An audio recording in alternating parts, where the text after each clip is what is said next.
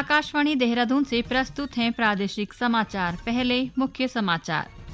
प्रधानमंत्री नरेंद्र मोदी ने कहा, भारतीय खाद्य विविधता वैश्विक निवेशकों के लिए लाभप्रद। श्री मोदी ने नई दिल्ली में दूसरे वर्ल्ड फूड इंडिया का उद्घाटन किया। राजभवन में कैंसर जागरूकता एवं रोकथाम विषय पर आयोजित सेमिनार में राज्यपाल ने कैंसर से बचाव की जानकारी प्रदेश के दूरस्थ क्षेत्रों तक पहुंचाने पर जोर दिया। मुख्यमंत्री पुष्कर सिंह धामी ने केंद्रीय रेल मंत्री अश्विनी वैष्णव से मुलाकात कर राज्य में रेल सेवाओं का विस्तार करने का आग्रह किया। और 38वें राष्ट्रीय खेलों की मेजबानी करेगा उत्तराखंड। नमस्कार, समाचारों के साथ मैं नीता कांडपाल। अब समाचार विस्तार से। प्रधानमंत्री नरेंद्र मोदी ने कहा है कि भारत की निवेशक अनुकूल नीतियों से देश में खाद्य क्षेत्र को नई गति मिली है। नई दिल्ली में आज भारत मंडपम में दूसरे वर्ल्ड फूड इंडिया का शुभारंभ करते हुए प्रधानमंत्री ने कहा है कि भारतीय खाद्य विविधता वैश्विक निवेशकों के लिए लाभप्रद है। खाद्य क्षेत्र में स्टार्टअप और कंपनियों के लिए यह एक सुनहरा अवसर है। उन्होंने कहा कि खाद्य सुरक्षा 21वीं सदी की प्रमुख चुनौतियों में से एक है। श्री मोदी ने कहा कि पिछले 9 वर्षों में सरकार की उद्योग और किसान समर्थक नीतियों के परिणाम स्वरूप इस क्षेत्र में 50,000 करोड़ रुपए से अधिक का प्रत्यक्ष विदेशी निवेश आया है। भारत की महिलाओं में फूड प्रोसेसिंग इंडस्ट्री को लीड करने की एक स्वाभाविक क्षमता है। इसके लिए हर स्तर पर महिलाओं को कुटीर उद्योगों और सेल्फ हेल्प ग्रुप्स को प्रमोट किया जा रहा है। आज इस कार्यक्रम में भी 1 लाख से ज्यादा महिलाओं को, जो विमेन सेल्फ हेल्प ग्रुप चलाती हैं, करोड़ों रुपयों की सीड कैपिटल दी गई और मैंने टेक्नोलॉजी के लिए अभी यहां से उसको ऑलरेडी उनके खाते में जमा कर दिया। मैं इन महिलाओं को विशेष बधाई देता हूं। उन्होंने कहा कि इस क्षेत्र में महिलाओं की सहायता के लिए हर स्तर पर महिला उद्यमियों और स्वयं सहायता समूहों को बढ़ावा दिया जा रहा है। श्री मोदी ने कहा कि देश की खाद्य संस्कृति हजारों वर्षों में विकसित हुई है और हमारे पूर्वजों ने भोजन की आदतों को आयुर्वेद से जोड़ा। भारत के खाद्य ज्ञान से पूरी दुनिया को लाभ मिला। प्रधानमंत्री ने कहा कि इस वर्ष अंतर्राष्ट्रीय मोटा अनाज वर्ष मनाया जा रहा है और भारत ने मोटे अनाज को श्री अन्न का दर्जा दिया है। राज्यपाल लेफ्टिनेंट जनरल गुरमीत सिंह सेवानिवृत्त ने कैंसर जैसी घातक बीमारी और इससे होने वाले नुकसान के बारे में दूरस्थ क्षेत्रों तक जागरूकता पहुंचाने पर जोर दिया है। उन्होंने कहा कि कैंसर से बचने के उपायों में जीवन शैली को सही रखकर संतुलित आहार का सेवन जरूरी है। वे हिमवती नंदन बहुगुणा चिकित्सा शिक्षा विश्वविद्यालय द्वारा राजभवन में कैंसर जागरूकता एवं रोकथाम विषय पर आयोजित सेमिनार में बोल रहे थे। राज्यपाल ने कहा कि कैंसर के प्रति जागरूकता फैलाने के लिए बड़े स्तर पर मीडिया का सहयोग लिया जा सकता है, जिससे लोग इस रोग के लक्षणों और कारणों की जानकारी के प्रति सचेत रहें। सेमिनार के दौरान विषय विशेषज्ञों द्वारा कैंसर के रोकथाम और जागरूकता के विषय में विचार रखे जाएंगे। राज्यपाल ने विश्वास जताया कि सेमिनार के माध्यम से जो विचार और मंथन किए गए हैं, उससे कैंसर के प्रति जागरूकता और निदान के प्रति संवेदनशीलता बढ़ेगी। आगामी 9 नवंबर को प्रदेश का 23वां स्थापना दिवस मनाया जाएगा।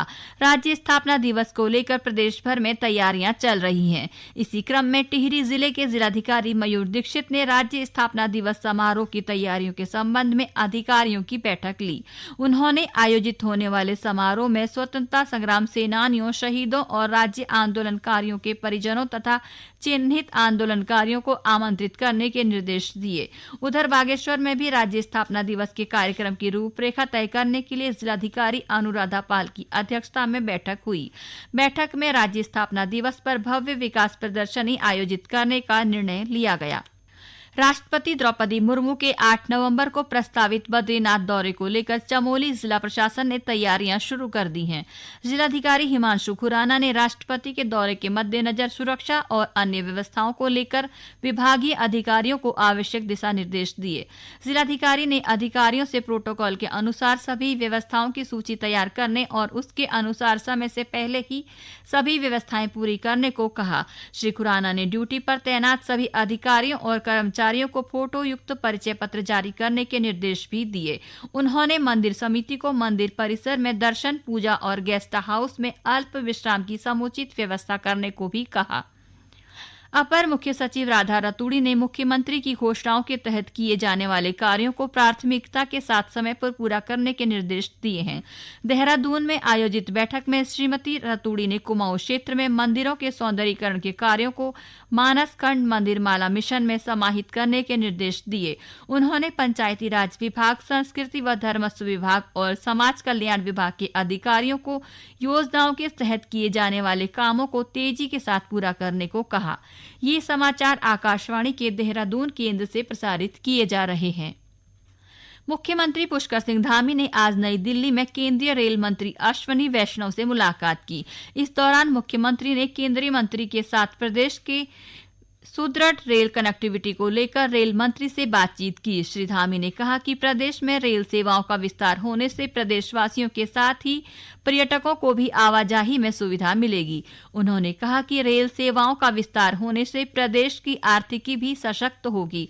मुख्यमंत्री ने रेल मंत्री से लखनऊ से देहरादून के बीच वंदे भारत एक्सप्रेस का संचालन करने और टनकपुर बागेश्वर रेल लाइन निर्माण की जल्द स्वीकृति देने का अनुरोध किया। मुख्यमंत्री ने केंद्रीय रेल मंत्री से अहमदाबाद से काठगोदाम, हरिद्वार और देहरादून को जोड़ने के लिए सीधी रेल सेवा शुरू करने का भी आग्रह किया। 38वें राष्ट्रीय खेलों की मेजबानी उत्तराखंड करेगा। इसके लिए उत्तराखंड को आगामी 9 नवंबर को गोवा में होने वाले राष्ट्रीय खेलों के समापन समारोह के दौरान भारतीय ओलंपिक संघ का ध्वज दिया जाएगा। भारतीय ओलंपिक संघ के संयुक्त सचिव ने इस मामले में शासन को पत्र लिखा है। खेल मंत्री रेखा आर्या ने राष्ट्रीय खेलों की मेजबानी उत्तराखंड को दिए जाने पर प्रदेशवासियों को बधाई दी है। उन्होंने कहा कि राज्य सरकार के कुशल नेतृत्व में अब उत्तराखंड खेल भूमि बनने की ओर अग्रसर है। चंपावत जिले के बनबसा सेना कैंप में चंपावत और पिथौरागढ़ के लिए हो रही अग्निवीर भर्ती का आज तीसरा दिन था। आज चंपावत जिले के लोहाघाट, बाराकोट, चंपावत और पूर्णागिरी तहसील के लगभग 1100 अभ्यर्थियों ने भर्ती में हिस्सा लिया। रैली में दौड़ में सफल अभ्यर्थियों की अन्य शारीरिक दक्षता परीक्षा ली गई। इस बीच अग्निवीर भर्ती रैली में शामिल होने वाले अभ्यर्थियों की सुविधा के लिए उत्तराखंड परिवहन विभाग अतिरिक्त बसों का संचालन कर रहा है। उत्तराखंड परिवहन निगम में सहायक महाप्रबंधक बीएस राणा ने बताया कि शासन द्वारा अग्निवीर भर्ती रैली के लिए अतिरिक्त बसों के संचालन के निर्देश दिए थे, जिसके तहत लोहाघाट और पिथौरागढ़ डिपो से रोडवेज की अतिरिक्त बसों का संचालन किया जा रहा है।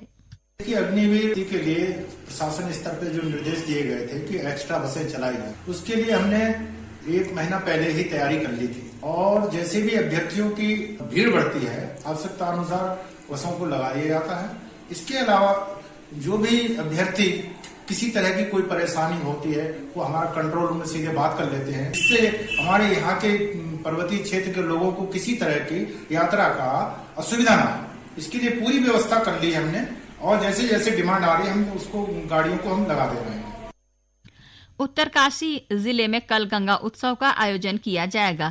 गंगा उत्सव के पहले दिन आज जिला गंगा समिति के तत्वाधान में केदारघाट झूला पुल से तिलोक तक वृहद स्वच्छता अभियान चलाया गया। इस दौरान लोगों से गंगा और उसकी सहायक नदियों को स्वच्छ रखने और आम लोगों को से व्यवस्थित कूड़ा प्रबंधन रखने का आह्वान किया गया। इस मौके पर जिलाधिकारी अभिषेक रुहेला ने कहा कि स्वच्छता अभियान में युवाओं को कूड़ा प्रबंधन के प्रति जन जागरूकता के प्रसार के लिए लगातार काम करना होगा। चारधाम यात्रा पर बड़ी संख्या में श्रद्धालुओं के पहुंचने का सिलसिला जारी है। मानसून समाप्त होने के बाद श्रद्धालुओं की चारधाम यात्रा लगातार जारी है और हजारों तीर्थयात्री धामों के दर्शन कर रहे हैं। अब तक रिकॉर्ड 54,50,000 से अधिक श्रद्धालु चारधाम के दर्शन कर चुके हैं। अब तक 19 लाख से अधिक श्रद्धालुओं ने केदारनाथ की, जबकि 17 लाख से ज्यादा तीर्थयात्रियों ने बद्री विशाल के दर्शन किए हैं। वहीं यमुनोत्री और गंगोत्री में भी 16 लाख से अधिक श्रद्धालु अब तक पूजा अर्चना कर चुके हैं। गौरतलब है कि अब चारधाम यात्रा समाप्त होने में कुछ ही दिन का समय शेष है। अंत में मुख्य समाचार एक बार फिर। प्रधानमंत्री नरेंद्र मोदी ने कहा, भारतीय खाद्य विविधता वैश्विक निवेशकों के लिए लाभप्रद। श्री मोदी ने नई दिल्ली में दूसरे वर्ल्ड फूड इंडिया का उद्घाटन किया। राजभवन में कैंसर जागरूकता एवं रोकथाम विषय पर आयोजित सेमिनार में राज्यपाल ने कैंसर से बचाव की जानकारी प्रदेश के दूरस्थ क्षेत्रों तक पहुंचाने पर जोर दिया। मुख्यमंत्री पुष्कर सिंह धामी ने केंद्रीय रेल मंत्री अश्विनी वैष्णव से मुलाकात कर राज्य में रेल सेवाओं का विस्तार करने का आग्रह किया और 38वें राष्ट्रीय खेलों की मेजबानी करेगा उत्तराखंड। इसके साथ ही प्रादेशिक समाचार का ये बुलेटिन समाप्त हुआ। नमस्कार।